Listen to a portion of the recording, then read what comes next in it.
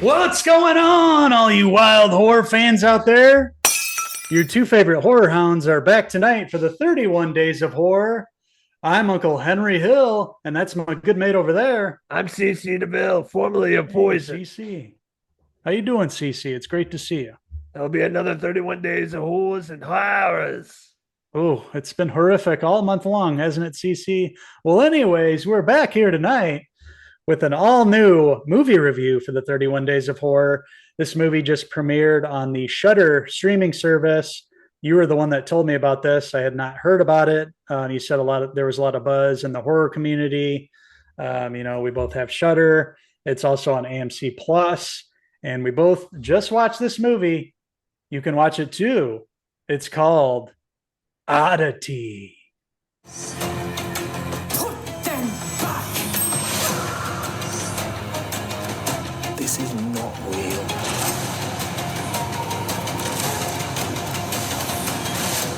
As I've always believed,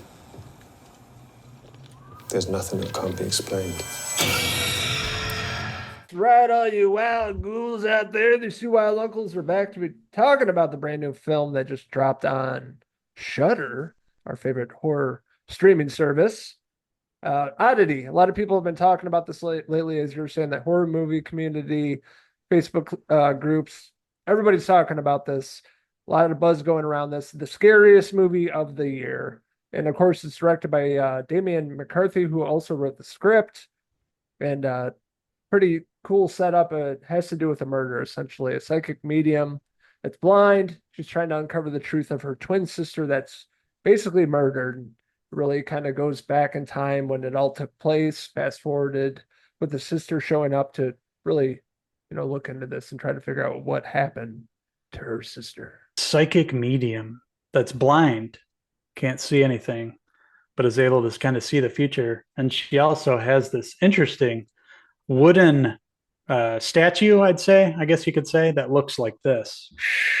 How would you like to see Ooh! that at your dinner table? No. She's the psychic, and throughout the film, she's trying to put the pieces together and find out what happened to her sister. Well, you get the feeling that she actually knows what happens, throughout the film. The sister's husband, who's some sort of doctor, I believe, comes to visit with his new wife, whom he met, in the aftermath of losing his wife, and they fell in love and all that. Stay at this place with the sister, and you start learning about the past and their relationship. And as the movie goes on, this movie has a lot of jump scares. I will say that, and it's pretty effective with those. A couple times they got me with the jump scares, which a lot of horror movies rely on those heavily. Whereas this movie, they were really effective. There were a few scattered throughout that actually did creep me out. And that wooden statue alone, freaked me out too. I kept waiting for it to start getting up and moving. And that was pretty interesting how it had the little notches, the little holes in the head where they were keeping items up in there. Yeah, totally didn't see that coming, but you're right. There was a lot of spooky elements in this movie that made me jump a few times. And the beginning of the movie is, the wife is still alive, but she's camping out in this tent. I think they're renovating the house.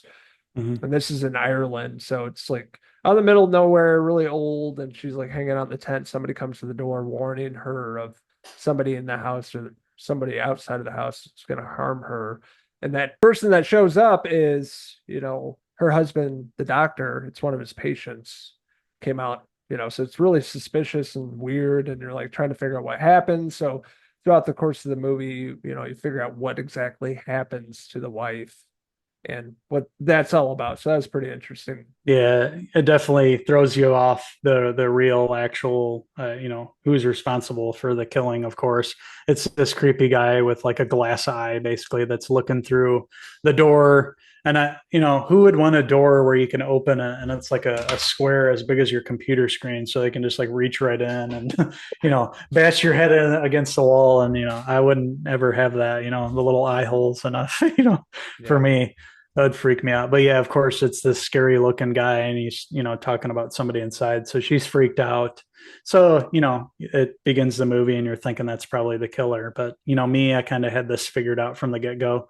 Who was gonna be down to, and kind of where it would go from there and who was responsible. But it takes its time showing out the whole story. And I will say that the actress that's playing both of the sisters does a really phenomenal job, especially as the psychic medium twin that you see behind Logan there. She did a really good job portraying that. And her performance too was kind of scary too, because you didn't know if she had some sort of supernatural element happening with her, because she had the ability to see things, like touch objects and stuff, and see things that had happened in the past too, with having to do with her sister. But we shouldn't give you any other details. I'll say there's some surprises in the movie, so go see this, or turn this on Shudder. And not having seen a trailer, I think that's the best way to go into this. I hadn't seen anything from this, so watch this completely for the first time. And thought it was a pretty well done movie. The acting was good. It was not too many people that I recognized, except Uncle Gwillem there, who we saw in what other show or movie? He played Brian May in the Bohemian Rhapsody, the Queen biopic. That's right. I knew I had seen him before. So yeah, I thought he did a pretty good job. I hadn't seen him in too many other things besides that. And yeah, he was good as the doctor and the husband. Did a good job at towing that line between the sympathetic husband, but then also you're kind of suspicious about him too, because he's kind of like too nice of a guy. So I thought he did a good job as well. Then you have the girlfriend that is also in there too, and she's kind of just the girl that's getting chased throughout the house and acts scared throughout the movie. So yeah, overall, I thought this was pretty well done. Not the scariest movie of the year or anything like that, but still had a good time with it. It was a good movie to throw on for the 31 Days of Horror for sure. And it was only an hour and a half, little over that. So yeah, I had a pretty good time with this movie, and would recommend it to you guys. But yeah, this one was spooky. A few scenes got under my skin. Some cool imagery, some cool effects.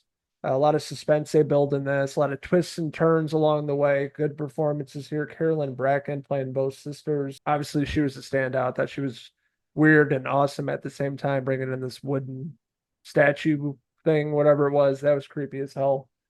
Especially certain scenes with the upstairs. You'll know what I'm talking about without spoiling too much. Willem Lee was good as Ted, as you said. Seemed like a good guy, but also suspicious at the same time. I thought he played that character really well. Good runtime on this. You start to finish, had a great time with it. It's a movie we both highly recommend. Check it out on Shudder or AMC Plus. That being said, I'm gonna give Oddity. I'll give it a 4 out of 5. Uncle Gwillem Lee hair pieces. Gwillem. And I'm going to give Damian McCarthy's Oddity. I'm going to give it a 3.5 out of 5. Damian McCarthy hair pieces. So I want to hear from all you horror enthusiasts out there. Have you checked out Oddity? What'd you like about it? What didn't you like about it? What's your favorite horror movie of 2024 thus far? There's a lot of good ones out there. Let us know in the comments below, and don't forget to subscribe. Also, check out these Wild Frankensteins on Facebook, X, and Instagram, and our website, Cinephellas.com, for the latest, greatest TV, movie news, and horror reviews. That's right. And we've been doing this all October long for the 31 Days of Horror. Having a blast here, counting down the days to All Hallows Eve. And we thank you guys for joining us and going on the journey with us all month long. We'll be back tomorrow with another one. Until then, I'm Uncle Henry Hill. And I'm Uncle Cece DeVille, signing out from the House of Horrors and the House of Horrors and 31 Days of Horror. Until next time, cheers!